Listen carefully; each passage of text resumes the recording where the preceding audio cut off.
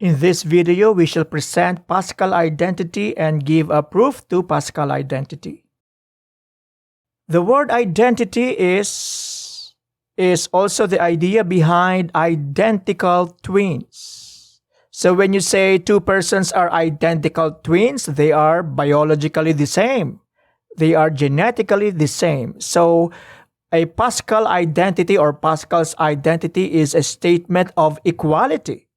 For any positive integer n taken r minus 1 plus n taken r is equal to n plus 1 taken r.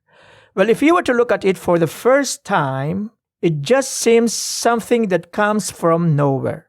But you know what? This is what we had done to produce the numbers in your Pascal triangle.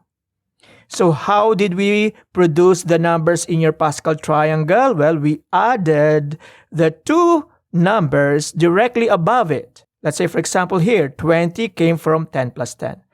And the procedure that we use to produce the numbers in your Pascal triangle is this. It's based on your Pascal identity. So, for example, this one, 3 plus 3 is equal to 6. But this one, 3, is actually equal to 3 taken 1. This one is equal to 3 taken 2. And when we add the 2, it's equal to 6. But 6 is equal to 4 taken 2. Look at that. These are numbers, Pascal numbers that come from the polynomial of degree 3. Or n is equal to 3. When we add them, the resulting Pascal number came from the next row. N is equal to 4. Okay? Look at that. N plus n taken r minus 1 plus n taken r is equal to, look at that, n plus 1 taken r. 6 plus 1 is equal to 7.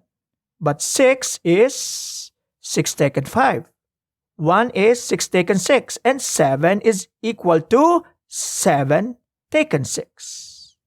So, the Pascal's identity is the function that will generate the numbers that is in your Pascal triangle.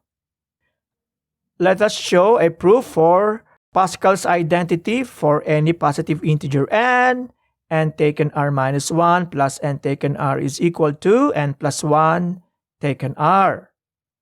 So, let us write it using the definition of our combination formula. And then we add the 2. What is the LCD?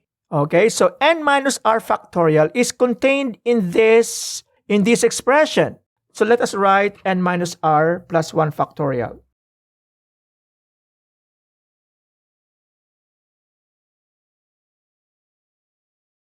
Okay, so look at that. This n minus r factorial is contained or is a factor in here. And how about r factorial? R factorial is equal to r times r minus 1 factorial. So again, r minus 1 factorial is a factor in your r factorial. At the first glance, it looks forbidding because we are not used to working with combination formula. But with practice and when you stay longer in this topic, you will get the competence to work around these numbers. What do we do next? Well, we simplify. You see, there is a common factor. Look at that. There's a common factor. There's a common factor, n factorial and n factorial. Let us factor it out. Okay, so I will factor out n factorial. And n factorial. Okay, you cancel r. R minus r is just 0. And then what we have here is n plus 1. And this is this. What do we do next? Well, guess what? This one, n factorial times n plus 1, that is in fact your quantity n plus 1 factorial. Look at that. And this one is actually your n plus 1 taken r. Okay, just in case you cannot see it right away, let us write this using our formula for the combination formula. So it's going to be n plus 1 factorial all over n plus 1 minus r factorial. Look at that. Look at that. times r factorial.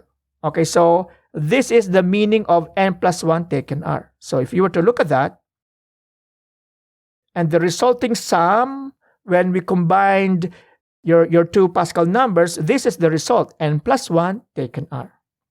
So remember, the Pascal's identity is the function or the procedure that produces the numbers that are in your Pascal triangle.